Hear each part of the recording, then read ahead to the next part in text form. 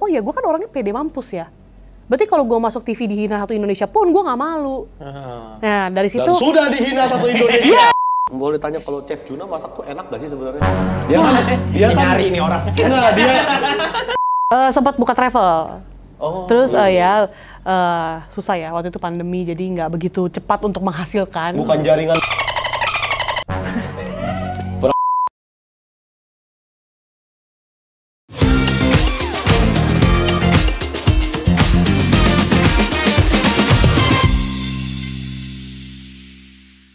Waduh, luar biasa. Studio baru, bro.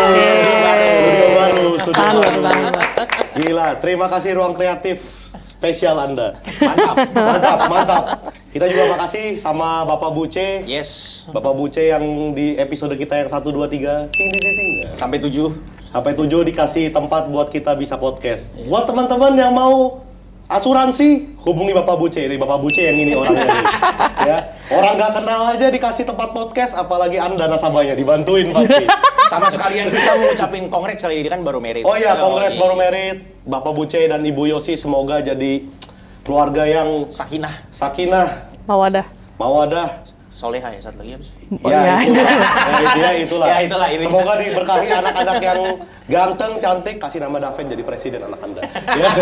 Ya jadi hari ini kita kedatangan Devi Anastasia. Halo. Memulai karir TKW. Bikin malu keluarga, bikin OnlyFans. Iya, apa aja kita lakukan untuk menjadi yang lebih baik. Oh iya, luar biasa. Boleh sekali lagi kita kasih applause dulu, Nah, ini kan sudah jadi konten kreator sekarang, Dulu kita pernah dengar perjuangannya, pernah kerja di luar negeri, kerja serabutan, pulang mengikuti MasterChef Indonesia. Ya kan, ajang MasterChef season berapa? Season 9. Season 9. Terus juga katanya pernah bikin usaha, terus banting setir jadi konten kreator. Itu kenapa gitu loh? Sebenarnya sih semuanya itu kepepet dan terpaksa ya. Jadi memang semuanya itu dicoba dilakukan dan ternyata membawa ke ranah konten kreator ini. Kita itu kalau logikanya ya. Tapi kalau misalnya ilmiahnya saya ini ada pace ya, katanya. Tahu pace itu elemen itu? air, api. Ternyata konten kreator itu tuh yang masuk ke dalam elemen. Ternyata setelah ditekuni. Yes, setelah ditekuni. Tapi Dev sekarang lebih sering bikin kontennya atau masak ya?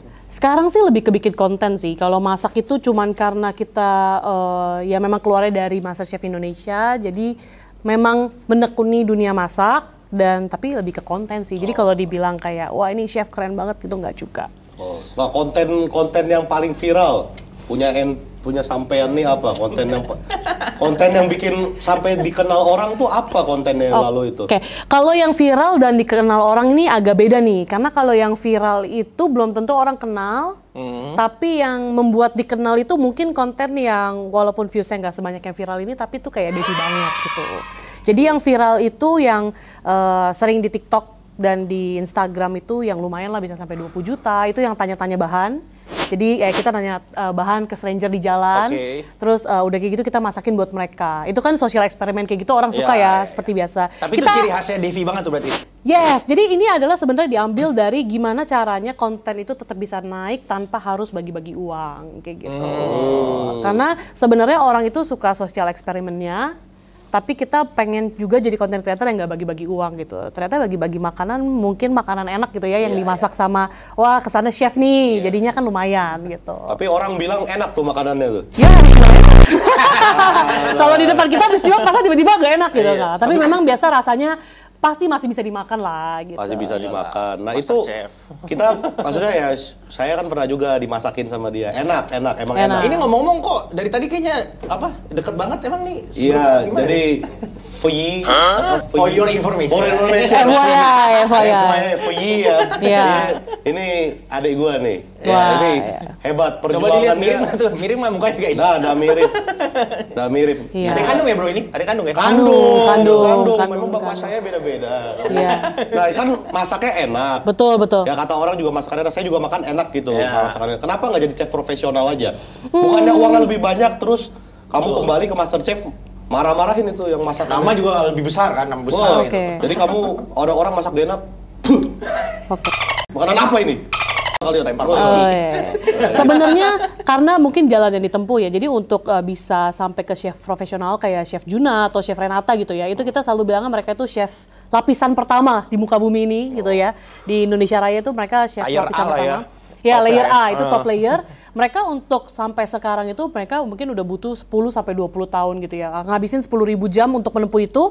Sedangkan ya saya aja belum gitu, tapi tidak menutup kemungkinan ke depannya. Tapi kalau dilihat tadi kayak yang dibilang ya, TKW dan suka bikin drama, rasanya kalau dibilang untuk langsung ke chef nih ini belum banget. Tapi mungkin suatu hari kenapa tidak? Betul. Ada yang tahu.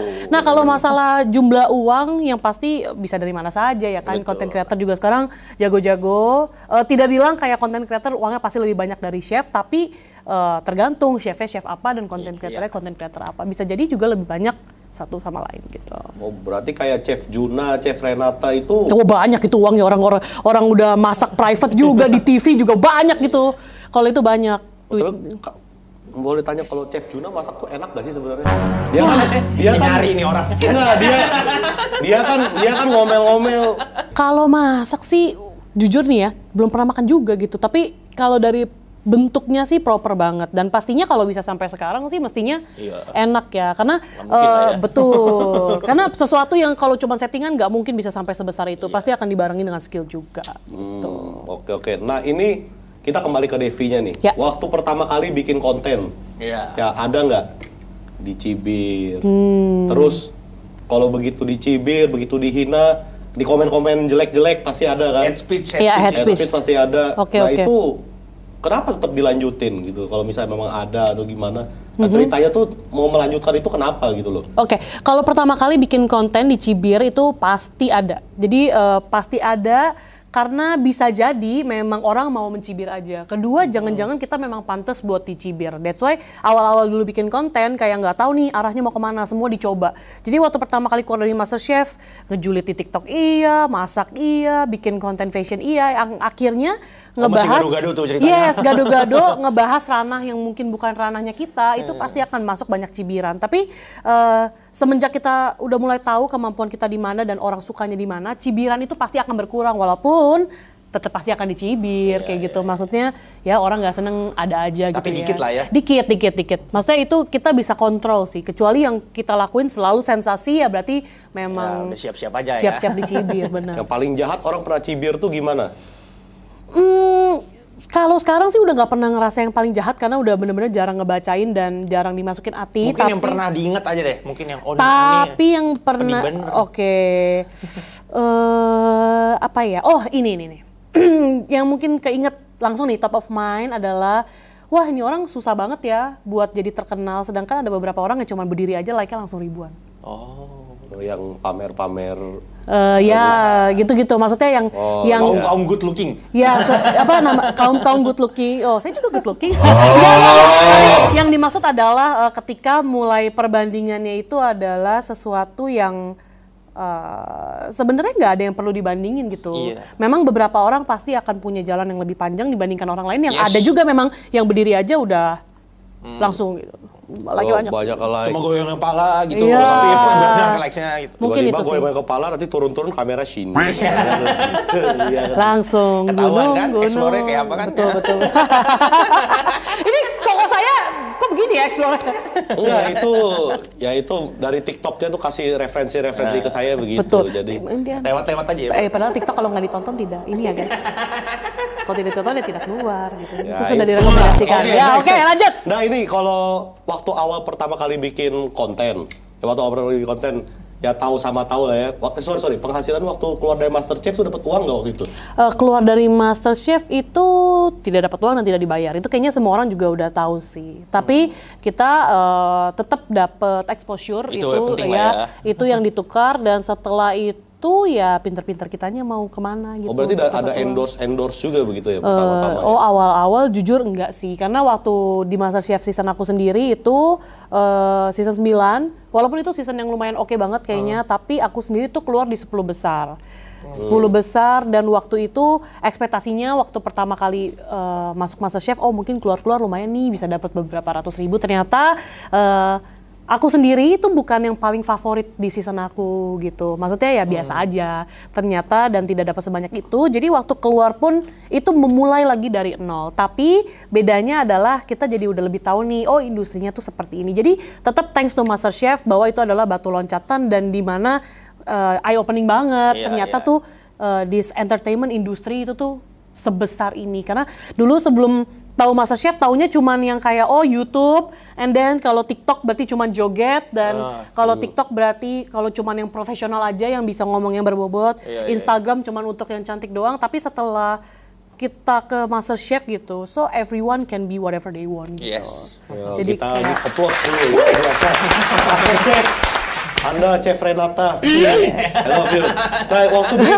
Nah ini kan kita kan yang nonton nih pasti banyak juga orang-orang yang mau mulai jadi konten kreator. Benar. Ya, orang mau jadi konten kreator nih, alasannya paling pertama malu, ya malu, takut dicibir, gak ada uang katanya. Nah kalau Devi dulu kan sepengetahuan saya, ya karena adik saya. Bukan sepengetahuan, mungkin memang berangkat dari keluarga yang memang nol, nggak punya apa-apa. Betul. Nah, benar-benar ya udah makan aja susah. Kita betul, dulu betul. makan aja susah. Nah, iya, listrik nggak ada guys. Ini bukan makan, tidak ada listrik 2 tahun.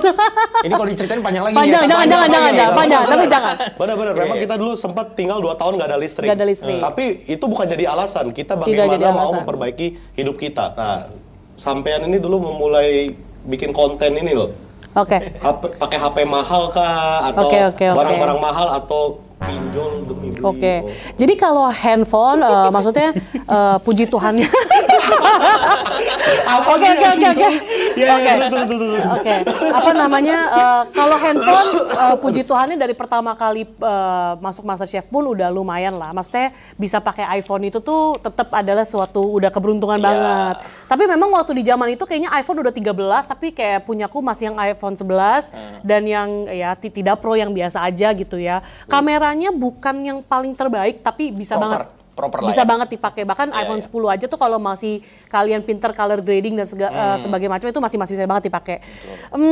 Jadi apa yang mengawali content creator tadi ya? Iya. Dan gimana nih tipsnya buat orang bisa jadi content creator kalau malu atau nggak punya uang dan segala macam. Nah, kalau menurut aku kadang beban awal untuk jadi content creator itu tuh sebenarnya bukan masalah uang atau malu. Karena banyak juga content creator yang brandingnya malu-malu gitu. Tapi sebenarnya yang paling penting adalah, ini someone bilang ke aku ya, bahwa kemampuan manusia paling besar itu adalah kemampuan untuk mengetahui kemampuannya. Jadi, jadi kalau misalnya pertama kali kalian mau jadi content creator, ini berlaku untuk kameramen atau berlaku untuk sales or marketing or property atau apapun, kemampuan paling dasar itu manusia yang paling besar yang bisa bikin mereka sukses adalah kemampuan mengetahui kemampuannya. Jadi sebelum kalian jadi content creator, kalian bertanya kepada diri kalian sendiri, apakah itu kemampuan kalian? Kalau misalnya tidak, ya monggo tidak usah dikerjakan.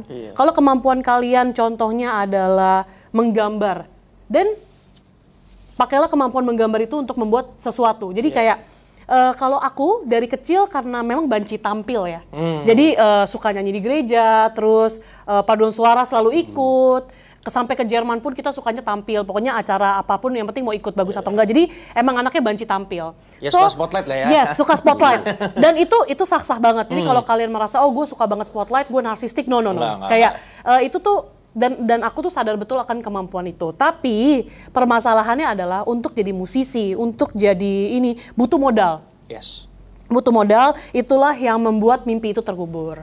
Nah, dulu awal-awal jadi mau masuk MasterChef itu karena di posisi ya lumayan lah, pulang dari Jerman tidak ada pekerjaan, bikin usaha, mencoba gagal, menganggur dan segala macam. Suatu hari gitu ya, kayak apalagi nih yang gue kerjain gitu. Tapi kayak someone told me gitu ya, orang ini bilang kayak kemampuan itu it's always in you. Kayak apapun itu it's always in you. Jadi dari lu lahir sampai sekarang it's always in you. Jadi kayak apa ya yang bikin apa yang bisa gue lakuin? Jadi kayak lihat ke dalam, oh ya gue kan orangnya pede mampus ya. Berarti kalau gue masuk TV dihina satu Indonesia pun gue nggak malu. Nah dari situ. Dan sudah dihina satu Indonesia. Yes, dan tidak malu gitu dan kan. Sudah dihina satu Indonesia. Betul. Nah bikin jadi heboh grup keluarga, bikin OnlyFans. Jadi sial bener gila. Tapi nggak apa-apa. Nah jadi kayak waktu dia bilang kayak yes it's always in you, kemampuan paling dasar itu adalah untuk mengetahui kemampuan. Dari situ kayak oh iya selama ini berarti kita tuh mikirnya tuh ribet banget gitu ya. Pengen jadi musisi, pengen jadi dulu tuh pengen jadi pengusaha lah, career woman, punya 1 miliar di usia 20 tahun. Pokoknya kebanyakan mau gitu. Tapi ketika ngelihat oke, ini kemampuan gua kan pede. Berkomunikasi dengan baik, bisa tampil pakai gitu aja kan. Itu ya yang ada dulu ya misalnya. Terus apa ya cara paling gratis yang bisa kita buat? Oke. Dulu nggak ngerti cara jadi konten kreator. Jadi untuk bisa jadi bikin konten itu juga butuh ilmu, I believe. Gimana caranya ngerti FYP, algoritma dan lain-lain. Dan dulu bahkan untuk beli kelas itu, zaman itu kan zaman kelas banget ya. Untuk beli kelas juga nggak ada uangnya. Terus berkumpul juga, kita kalau teman-teman bukan yang in the good quality, kita juga nggak akan dapat apa-apa dari mereka gitu. Akhirnya ya udah mencoba audisi MasterChef dan kayak tiba-tiba jalannya masuk. Dan di situ adalah waktu itu aku inget banget audisi itu cuman bikin ayam pop dan perkedel. Padahal di ranah chef itu tuh bukan makanan yang keren. Bahkan telurnya gosong dan segala macam. Waktu itu ada ekstra telur. Tapi ketika mereka pilih aku mikir kenapa ya mereka pilih aku? Oh maybe because of this kemampuan kepedean ini gitu. Dan jadi itu yang akhirnya jadi nilai plus dan akhirnya dari situ mulai ada validasi kecil.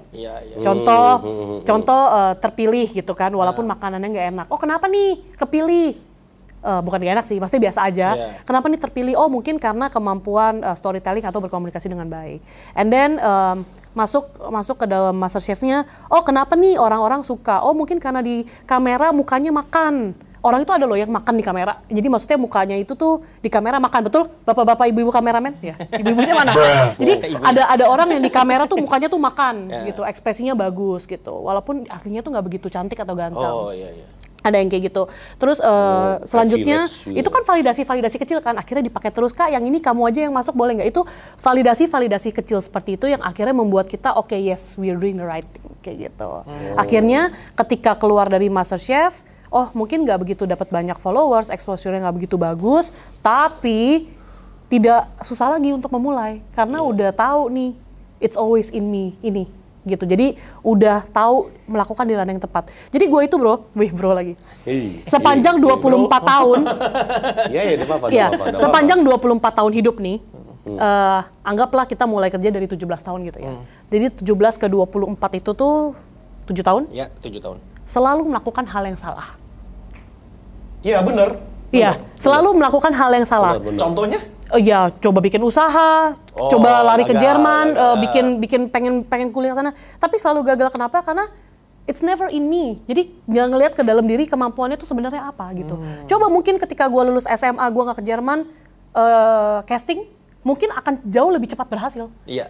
Ngerti gak sih? Tapi namanya manusia pasti akan melewati proses yang panjang itu. Dan ya akhirnya mulai jadi content creator, ternyata tidak susah buat gue, tapi susah buat banyak orang karena it's always in me, tapi mungkin buat orang lain it's never in them, gitu. Justru karena banyak kesalahan-kesalahan yang dulu dijalanin itu yang akhirnya mengeluarkan apa yang sebenarnya ada di dalam diri kita. Betul, itu juga. Akhirnya memilih jalan yang benar jadinya. Bener. Nah, ini menarik nih. Tapi kalau misalnya kita, ya, gue juga nggak percaya sih bro. Tapi ada one day ini temen gue nih kayak orang pinter, dia ngebaca. Jadi memang elemennya cocoknya ke arah content creator, bisa yang kayak gitu. Jadi sudah OnlyFans, percaya dukun. Kurang aja. Enggak, ini gak percaya dukun. Kalau misalnya ada yang percaya kayak pace gitu ya, itu tuh elemennya match ke arah situ. Enggak, ini serius. Oh iya. Oh, maksudnya orang lihat juga kayaknya emang cocoknya ke arah tampil ya, berani tampil. Nah itu waktu abis berani mulai jadi konten kreator, ada satu konten yang FYP nih akhirnya nih. Iya. Itu kan senengnya pasti dong. Ada yang banyak yang view-nya apa semua. Nah itu berapa lama tuh? Bikin konten, berapa puluh konten sampai akhirnya, wih muncul satu nih. Terus naik FYP satu tuh. Oke. Jadi dari pertama keluar MasterChef itu, pertama kali bikin konten kayaknya di bulan Februari atau Maret. Konten pertama yang akhirnya bisa bagus banget kalau di TikTok itu agak lebih cepet, sekitar bulan Juli. Tapi kalau Instagram itu di November. Jadi can you imagine dari Maret ke November itu, mungkin bagi sebagian orang itu tuh nggak lama. Tapi compare dengan kita yang udah masuk ke dunia entertainment yang orang itu viral setiap hari, itu adalah penantian yang sangat panjang. Tapi, nah ini langsung masuk ya, berarti tidak ada FYP itu yang kebetulan. Itu adalah kesimpulannya. Semuanya itu melalui semua hipotesa data dan dicoba terus-menerus model konten yang sama, dicari terus sampai gimana caranya itu bisa FYP. Jadi gini, buat jadi FYP, ada orang yang mengerti kenapa itu bisa FYP, tapi ada orang yang nggak ngerti. Bisa sangat kelihatan konten creator dua, yang mana yang viewsnya selalu stabil, yang mana yang kadang jelek, kadang bagus. Itu biasa tidak semua orang itu mengerti gitu. Tapi untuk buat FYP itu tidak ada yang kebetulan. Konsisten berarti ya, tetap. Konsisten itu udah pasti paling basic. Konsisten itu dalam segala hal, bukan cuma konsisten upload, konsisten mau nggak mencoba lagi ketika ada yang salah. Itu juga konsisten. Video gitu. FYP pertama. Video FYP pertama kalau di TikTok FYP gimana dulu nih? 1 juta FYP belum? Apa 20 juta FYP nih? Ya pokoknya misalkan view-nya biasa berapa tiba-tiba udah melonjak. Oke. 1 juta tuh FYP. Masa saya sekarang udah tidak. Ini sombong-sombongnya ini dari abangnya Mas, ini dari abangnya ini. Loh, tapi ini nggak sombong. Sekarang kita kalau lihat teman-teman di TikTok itu buat dapat 40 juta views kayaknya gampang banget. Jadi 1 juta views itu tuh udah bukan lagi sesuatu yang spesial, tapi dulu spesial banget. Tapi maksudnya kalau misalnya dulu viewersnya 5.000, mungkin 6.000. Atau dulu biasa 200-300 penonton aja menyentuh 1 juta, itu kan spesial banget kan gitu kan. Nah, ingat gak kontennya tuh apa pertama kali? Ingat pasti. Kalau di Instagram itu biasa dari rata-rata tadinya cuma 70.000, 80.000, akhirnya unlock nih satu video 5 juta. Itu dan di situ cukup amazing karena bukan video masak, bukan video masak, tapi bisa naik lagi. Nah ini validasi besar lagi. Ternyata orang tuh cuma suka PD-nya aja, karena waktu di saat itu gue tuh cuman rambutnya kan agak panjang, semi rambut jadi pendek. Lu tahu kan kalau ke salon cewek busuknya kayak gimana, rambutnya dikasih steamer, pokoknya jelek banget. Tapi gue kayak ya udah hari ini potong rambut, gini nggak dandan dan nggak apa, dan itu malah videonya naik. Itu isi kontennya kayak gitu? Iya. Jadi yang tembus itu? Iya. Jadi menurut gue adalah ini a validation bahwa selama ini kalau lu malah malu-malu, trying to pretend to be someone else, ya konten lu nggak akan works juga kayak gitu. Itu 5 juta viewers itu ya? 5 juta. 4.500.000-nya menghina. Enggak. Tapi gitu, itu pertama kali di Instagram, dan akhirnya mulai dari situ masih naik turun, tapi semangatnya udah beda. Itu gitu. Akhirnya memboosting. Iya, pasti kalian juga dong, nanti kalau podcastnya tiba-tiba banyak kan semangatnya beda dong. Amin. Tapi dari tadi kita serius banget nih. Gue mau intermezzo dikit. Devon katanya hari ini pakai baju sama celananya spesial nih. Wih, spesial. Bisa diceritain nggak ini kenapa nih? Kok masih bagus ya? Hebat juga loh. Iya. Siapa yang cerita nih? Gue ini. Jadi dulu waktu dia pertama kali sukses jadi konten kreator, ini baju sama celana yang dulu dia beliin buat saya. Hasilnya Dev, masih keluarga loh. Ingat. Hasilnya harganya berapa waktu itu? Wah, kaosnya mungkin, kalau gue orangnya lumayan inget sih. Ini Uniqlo ya? Gak tahu. Iya. Fortnite. Iya, kalau Uniqlo itu mungkin pada zaman itu 299 atau 399, dan itu udah rasanya tuh kayak mahal banget. Dulu kita kayak pakai bajunya ya seadanya lah. Laundry cuci kering pakai. Iya. Kalau celana sih mungkin 499 tuh ya. 5 tuh 600 lah Uniqlo gitu, atas bawah. Ya ini thank you banget nih. Kasih tepuk tangan lu, ini luar biasa ini. Ini hasilnya loh, ini hasilnya ada loh. Ini Uniqlo nih udah berapa tahun ini, bagus masih. Masih bagus Uniqlo. Boleh lah ini. Oke. Nah, ini mau cerita sedikit. Tadi kan sudah beberapa tips-tips sudah dibagikan ya kan? Apa-apa aja yang mungkin teman-teman di rumah mau mulai jadi konten kreator. Nah, buat yang belum tahu nih, si Devi ini mungkin kan banyak juga nih. Masuk Trans TV udah pernah kan ya? Pernah. Trans TV udah pernah masuk. Diundang podcast sudah pernah nih. Mau sedikit korek lagi latar belakang Anda ini loh. Nah, dulu ya ingatnya pulang dari Jerman ke Indonesia.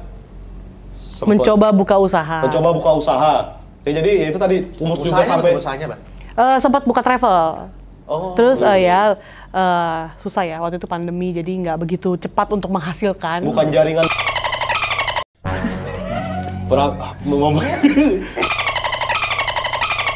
Wah, ini mesti di-cut sih, nggak bisa sih. Nggak bisa. Ini nanti mesti pip. Nggak bisa. Ini nggak bisa. Katanya Glenn, aduh kerjaan gue tambah lagi. Iya, belum masuk, belum viral udah dicegat, ini nggak bisa. Iya. Ini kan ada sempat buka travel, katanya sempat buka laundry juga. Iya, betul.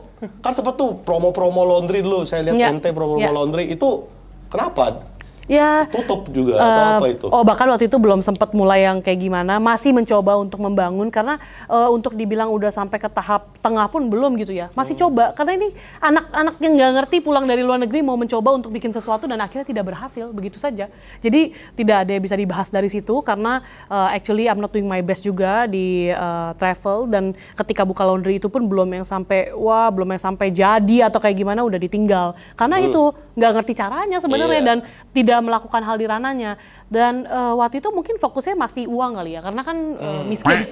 Jadi kalau miskin fokusnya udah pasti uang gitu. Bener. Jadi dulu mikirnya kalau gue buka usaha mungkin gue jadi punya uang, tapi ternyata itu tidak sesimpel itu. Nggak semua orang meant to be businesswoman or businessman. Contohnya gue udah tahu. Kayak sekarang di usia sekarang udah 26, I know my capacity itu bukan jadi pengusaha.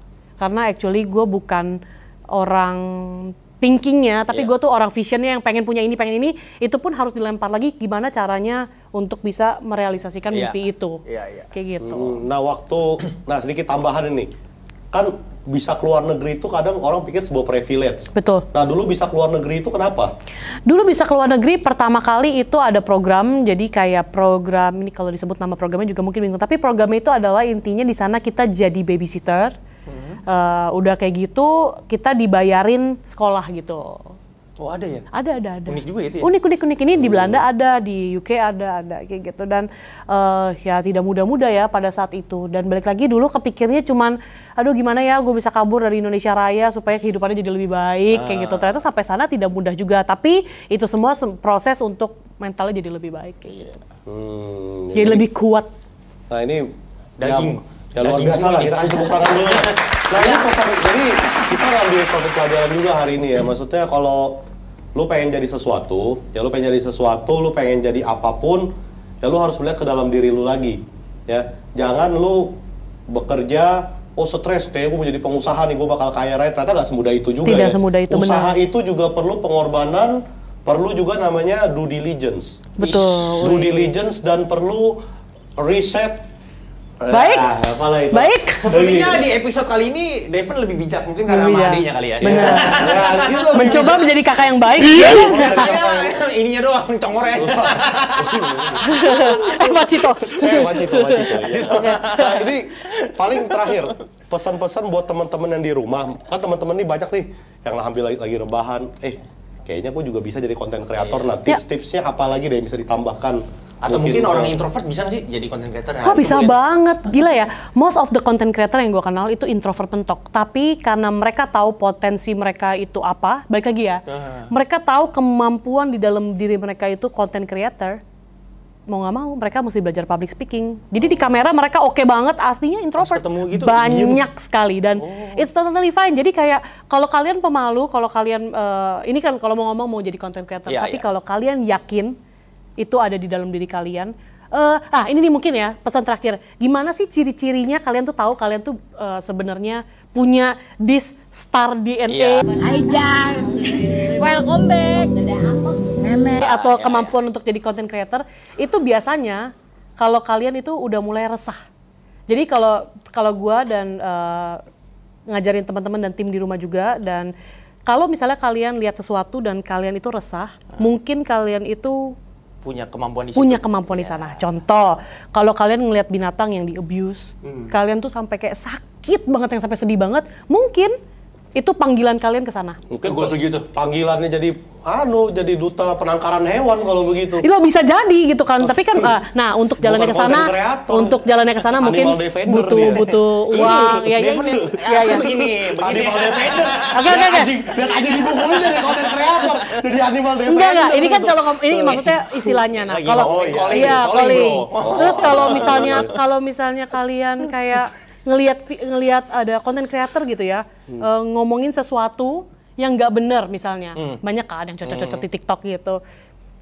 Kalian punya keresahan, kenapa ya? Gimana ya kalau misalnya gue jadi kayak dia tapi gue ngungkapin sesuatu yang benar, for example, calling yang gini. Jadi kalau kayak gue gitu ya, gue ngeliat orang main musik jelek, gue nggak peduli sekarang karena menurut gue gitu udah bukan panggilan gue lagi. Gue ngeliat orang pakai baju jelek, bukan dia, tapi misalnya pakai baju jelek, berantakan, gue nggak peduli. Tapi kalau orang yang jiwanya adalah styling dan fashion designer, dia akan gimana pun caranya bilangin orangnya, lu pakai baju yang bener dong, sini gue dandanin.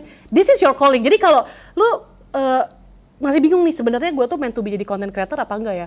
Ini salah satu ciri lah ya, bisa dibilang salah satu kalau kalian gatel udah mulai buka CapCut tapi ditutup, ngelihat orang TikTok gimana caranya udah mulai pelajarin, ngelihat orang bikin konten jelek kalian sebel, ngelihat video editing jelek kalian sebel, ngelihat orang yang besar tapi cuman omong kosong kalian sebel.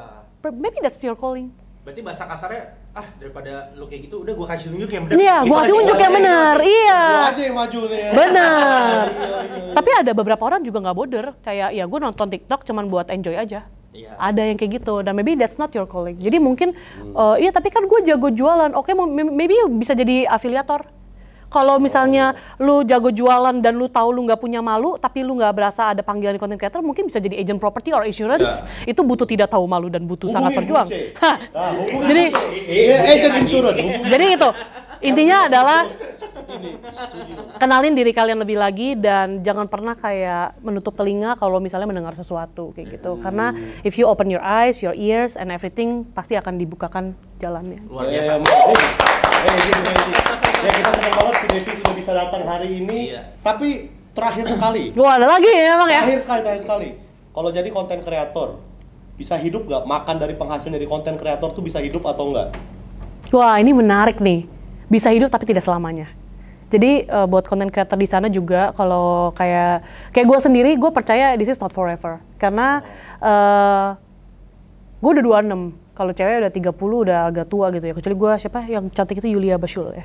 Siapa yang starak itu yang olahraga siapa Yulia Bashul. Ya itu ya itu. Enggak, kecuali yang kayak udah umur 30 tapi masih yang kayak fit banget. Jennifer Bahdim. Ya, contohnya seperti itu ya. Ini benar Yulia Bashul ya? Ada bener nggak sih? Bentar dong. Salah ntar googling dulu. Siapa? Yulia. Siapa? Dia memang begitu. Oh, Yulia Bashun. Nah, itu yang fitness. Iya, tuh ini. Nah, kalau misalnya ini kan I hate diet. Jadi kalau misalnya gini, kayak cewek itu udah umur lebih tua gitu ya, pasti akan berubah lah. Maksudnya kecuali kita yang fit banget kayak mereka, bakal banyak yang lebih muda lagi yang lebih menggantikan. Itu pertama. And then yang kedua, tidak selamanya, maksudnya konten creator itu akan ada masanya. Well, bener ada beberapa konten creator yang udah kayak Raditya Dika gitu ya, udah 20 tahun, udah 10 tahun akan tetap ada gitu, bener. Tapi kan balik lagi, harus lihat ke dalam diri kita.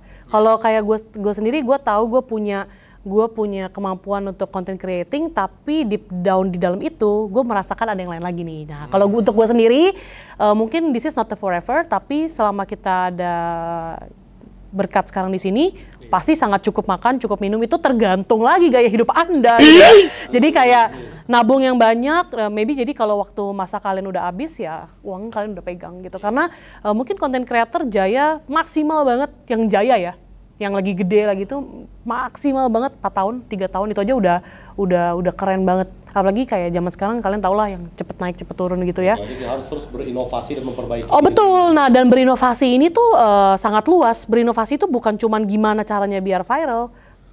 Kita lihat seperti yang artis-artis gede sekarang gitu ya, mereka dari konten kreator, mereka berinovasi buka usaha, mereka jadi investor kah, mereka bikin agency kah, punya podcast, ujung-ujungnya ada lagi. Jadi inovasi itu bukan cuma soal idea, tapi kemana lagi exit plan-nya gitu. Berarti next dari sini mau bikin apa nih? Mau bikin usaha atau mau kembalikan laundry Anda yang bangkrut dulu gitu? Iya, sebenarnya bukan bangkrut, belum jadi sudah tidak jalan. Apa namanya? Mungkin apa ya, cita-cita banyak lah, kita lihat saja nanti. Belum berani ngomong sekarang, tapi mungkin salah satunya adalah menjadi ibu rumah tangga yang baik. Udah dapat terus belum dari abang? Udah.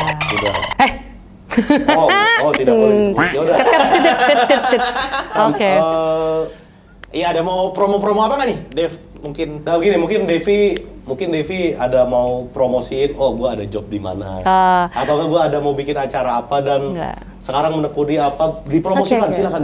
Nggak ada sih promonya, promonya cuman pokoknya setiap apapun yang lo lakukan, collab, kalau misalnya kalian lihat di depan mata kalian ya belilah, dukung tipis-tipis ya kan, mungkin bisa jadi inspirasi juga buat kalian kayak gitu karena, oh maaf.